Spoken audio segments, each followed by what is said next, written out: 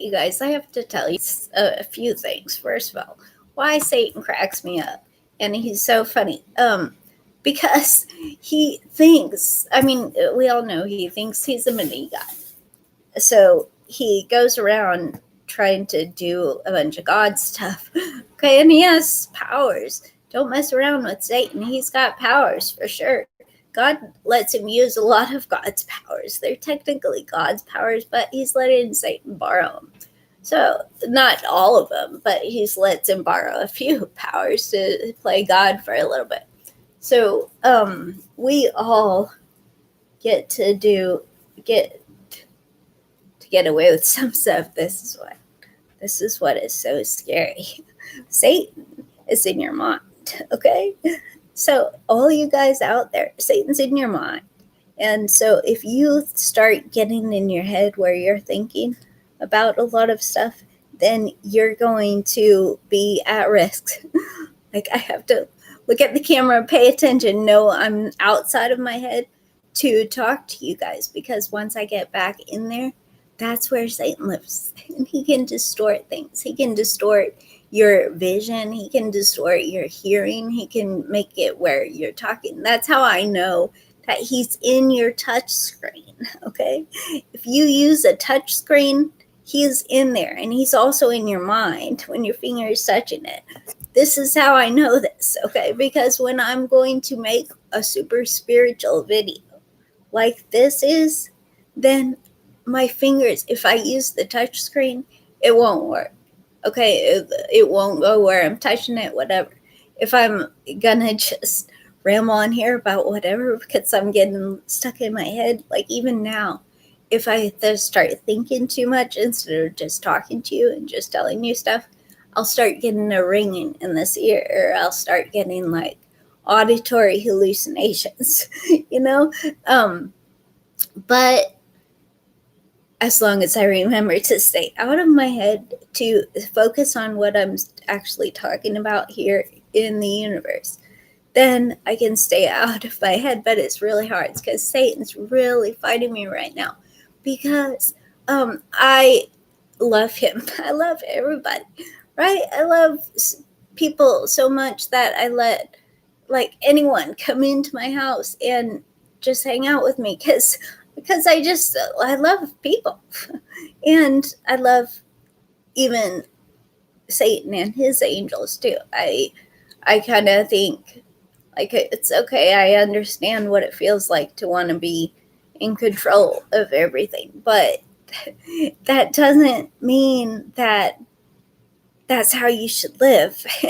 And even if it is how you try to live, you actually aren't in control of as much as you think you are. Okay? Sometimes you just have to wait. Sometimes you just have to realize, hey, I'm not God. I'm just a mini God. I just think that I know what I'm doing, but I really don't know what I'm doing. I just need God. I need to focus on, I need to let somebody else take control of my life. Okay? If your life's going crazy, as it is for many of us, then you've just got to know that, because it feels like out of control, like everything is out of control. But that's because it really is. It is out of your control. And you've been trying to control something that you can't control. And so the reason you can't control it is because you're not God. Like, as much as you want to believe you are, you're not. And Satan, hey, shout out to you. I think you're funny.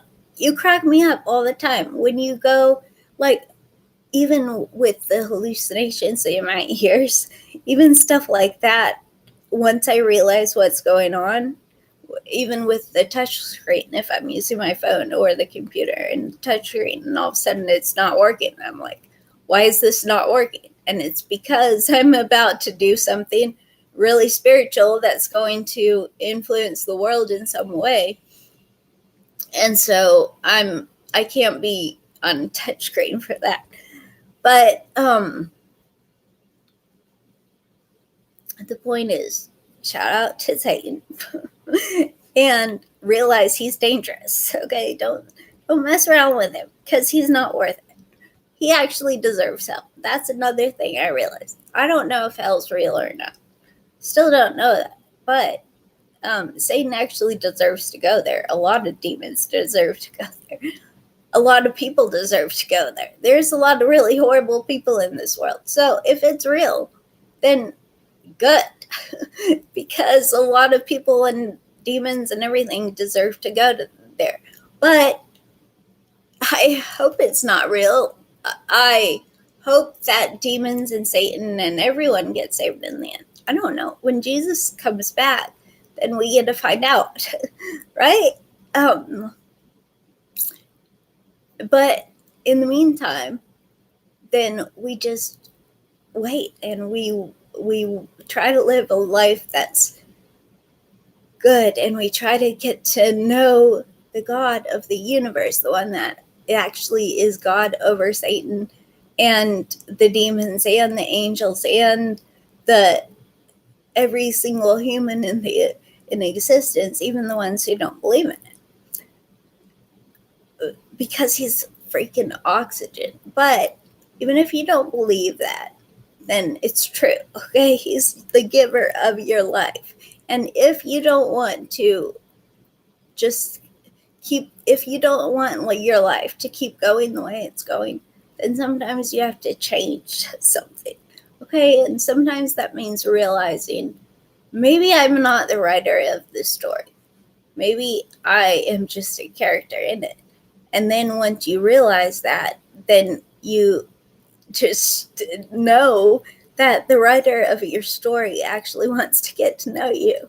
He wants the characters to get to know them.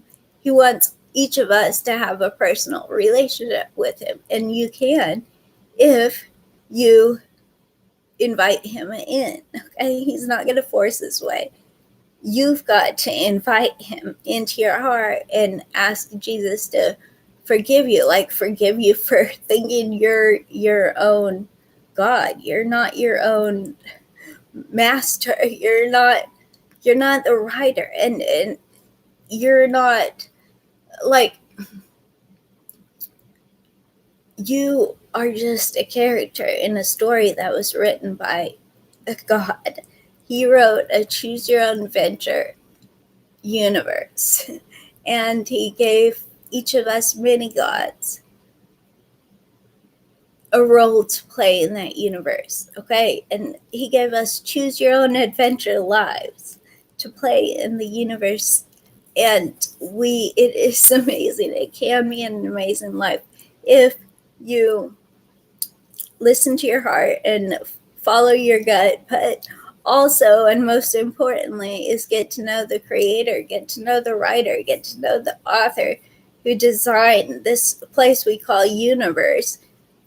It's actually his verse.